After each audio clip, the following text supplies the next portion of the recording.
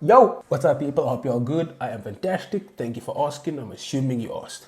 Today we've got what I see most amazing top 10 just posted. And this looks very interesting, so we're gonna be watching that. Okay, cool.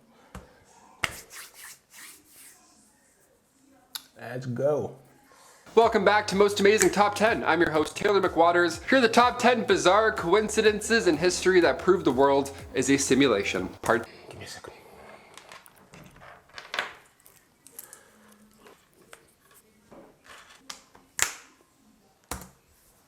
I'm not real. I'm part of a simulation. Let's do it. Number 10, twins named Jim. Okay, we'll kick this part 2 off on a lighter note. This one gets a little dark, so we'll ease our way in, you know? The twins named Jim. Okay, that sounds like a 2026 comedy hit already. Back in 1979, a set of twins were reunited when they were 39 years old at the time. This was, of course, a big moment in their lives. For 37 years, they barely knew of each other's existence. Then when they finally met, the long-lost twins had more in common than they could have ever thought. For starters, both had been named Jim. I spoiled that in the fun title earlier. But their adoptive parents both named the lads Jim. That's insane. Jim? Like of all names, really? And both Jims just happened to love math and carpentry. Both also had jobs and security. And both also had ex-wives named Linda. And they both since married a woman named Betty. This isn't like, what? Imagine meeting another you, and he's like, oh yeah, I also love knitting and Autobots. What are the odds? No, that's too eerie. You're an alien clone. Something's afoot here. Get out of here. Not just meeting a long-lost twin at 40. No way. Number 9, Stephen Hawking. Time is relative and fascinating and all that confusing stuff. There's so many components of our universe that we still don't even understand. James Webb is out here making people turn to atheists all of a sudden. The universe is bigger than we all think, yet somehow it still gives us these once-in-a-lifetime coincidences. Or as I say, coincidence. Stephen Hawking's death occurred on Einstein's 139th birthday, which is also Galileo's 300th death day, and also Pi Day. This was March 14th. My dad has the same birthday as Daniel Radcliffe, and they're both wizards, so I don't know. Just saying. These birthday coincidences are getting out of hand. Coincidences. There it is. He's got it. Number 8, atomic survivor. On August 6th and 9th, 1945, the United States detonated 2 nuclear explosives over the Japanese cities of Hiroshima and Nagasaki. This, of course, was devastating. The results in this reaction, the blast and the radiation they both caused, took the lives of nearly 90,000 people. It was horrible. But in 2009, the Japanese government confirms that there was at least one man who was in each city on both days of the reactions, and he lived to tell the tale. On August 6th, Satomu Yamaguchi was in Hiroshima on a business trip. As I was walking alone, I heard the sound of a plane. Just one, he told a British newspaper. I looked up into the sky and I saw the B-29 and it dropped 2 parachutes. I was looking up into the sky at them and suddenly it was like a flash of magnesium, a great flash in the sky, and I was blown over just like that. And by August 9th, that's where I get confused. When that flash, doesn't it literally turn everything like into dust? Doesn't it kind of like boom and just evaporate everything? So how the hell did he survive? No, that never made sense to me. He had returned home to Nagasaki only to experience the trauma for a second time. Despite the double radiation exposure, Yamaguchi lived to be 93 years old, which is incredible. He sadly passed away from stomach cancer. Number 7, Julianne Kopka. Miss Julianne has a 2-for-1 when it comes to survival stories. I had to include it. Her story starts out on Christmas Eve, a lovely day, 1971, when she was just a teenager and she was on Lanza Flight 508. Now the plane was struck by lightning, which is an actual nightmare situation that I didn't know could happen, and this led to the plane starting to disintegrate midair. I don't even, it was all bad. In what felt like the blink of an eye for Julianne, she found herself still strapped to her seat 2 miles above the Peruvian rainforest. She was injured, of course, full of bruises, a broken collarbone, but she was alive after she landed. And in fact, she was the only person who had been on the flight that was still alive. Just fell out of a plane and lived to tell. That is crazy. That is insane. But it's like you're out of the fire into the frying pan at this point, right? Now you're in the wilderness all alone with no food, just, a little bit of candy, if anything, from the plane. Julianne had found a small stream which she began to wade in downstream. She traveled along it, and the insects in the jungle were eating her alive, and sorry, this next part is gross, but maggots had infected her arm. It was like bad, worse, even worse. Now we're flowing down a river and maggots are eating me. This is incredible. Julianne ended up coming across a sort of encampment where she found a few supplies, and she was so smart and was able.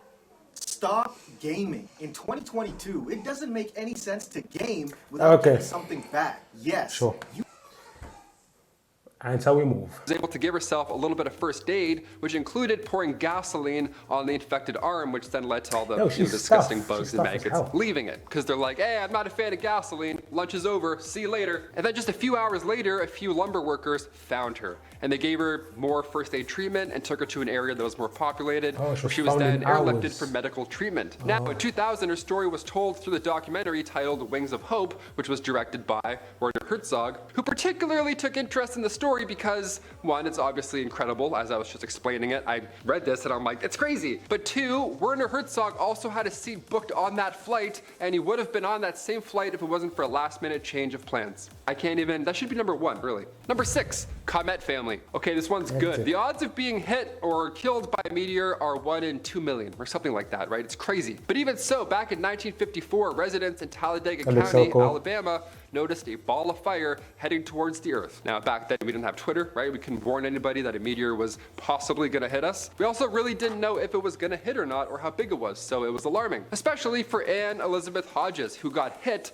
by said space rock. Yeah, she only got grazed, but with these odds, it's still possible. Wild. Now, cut to recent history, the Comet family in France. Their house was hit by a meteor. I'll say that again. The Comet family was hit by a... You get it, there we go. As somebody with the last name McWaters, I'm a little worried that I might drown now. I don't know. Last names seem to be a little bit of a tip-off. Yeah, I like this guy. That's funny. Number 5, World Cup. An episode from The Simpsons back in 1997 called The Cartridge Family shows Mexico and Portugal going head-to-head in football. Like, like soccer football, not like, football. You get it. Springfield residents are told to go see this match to determine which nation is the greatest on Earth, Mexico or Portugal. So when the 2018 World Cup then rolled around much later, pun intended, fans were excited that this was now coming true, but at the same time had a laugh determining that Ronaldo must have missed that penalty intentionally so that the prediction would come true. That's like the theory now, that Ronaldo missed to make The Simpsons correct.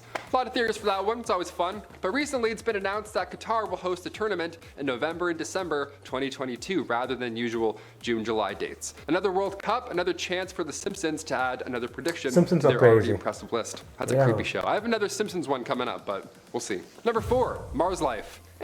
We're back. There it is. There's the next Simpson one. That fast. There we go. Let me ask you lovely people a question. If you could go to Mars right now with like 3 of your friends, would you do it? Keep in mind, it's really boring. And unless you're a astronaut botanist like Matt Damon, you'll probably have a rough go. But in the future, would you do it? Nope.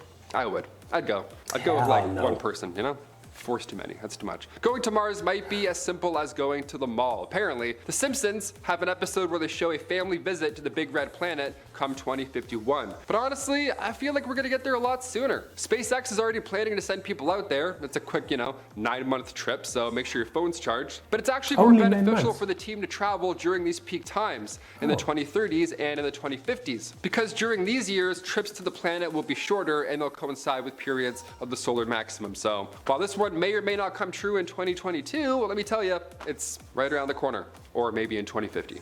Who knows? Number 3, Titanic inspection card. This inspection card once belonged to a woman named Marion Meanwell. And you're probably thinking, what could possibly be worrisome or, creepy about an inspection card? Well, it shows how Marion was not intended to be on the Titanic that fateful day, but by some turn of events, she unfortunately found herself as one of the passengers. The card shows that she was originally meant to be traveling on a ship called the Majestic, and for some reason, the trip she originally had planned was delayed, and now she instead was assigned to the ill-fated Titanic. The eerie part is you can see the word Majestic was crossed out on her card, which then shows us the change in plans. If only people were able to see what was about to strike and they could have somehow warned her. That's the creepy thing about these coincidences. Sometimes they're just bad, You could fall out of a plane and have maggots all over you and survive, or you could go from one cursed ship to another.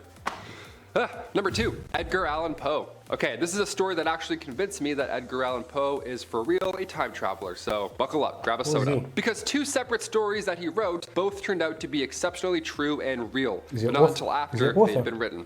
Yeah, it's a good one. Firstly, Poe's only completed novel was published in 1838, and it tells the tale of mutiny on a whaling ship lost at sea. These men on a ship realize that they're doomed and need to resort to extreme measures in order to stay alive. So they begin drawing straws to see who they're going to sacrifice to save food. A boy named Richard Parker drew the shortest straw and therefore became the next meal. Dark, let's move on. Let's fast forward to 46 years now to 1884, and in real life also, I might add. There are now 4 men who have been set adrift after the sinking of a yacht. These men found themselves in a similar predicament to the novels, and I kid you not, they ended up taking the same route and elected to sacrifice a cabin boy. A cabin boy also named Richard Parker. Odd, right? Okay. Cut to 1840, Poe penned the gruesome story The Businessman, in which the narrator suffers a traumatic head injury in his youth, and then later a violent life follows. The weird thing about this story is that Edgar Allan Poe fully understood, or so it seemed, frontal lobe injury. Now this was long before it was ever even studied or looked at, right? This type of study didn't arrive until 1848. An actual neurologist, Eric Altschuler, recently wrote how there's a dozen symptoms and he knew every single one. It's so exact and it's so weird, it's like he had a time machine.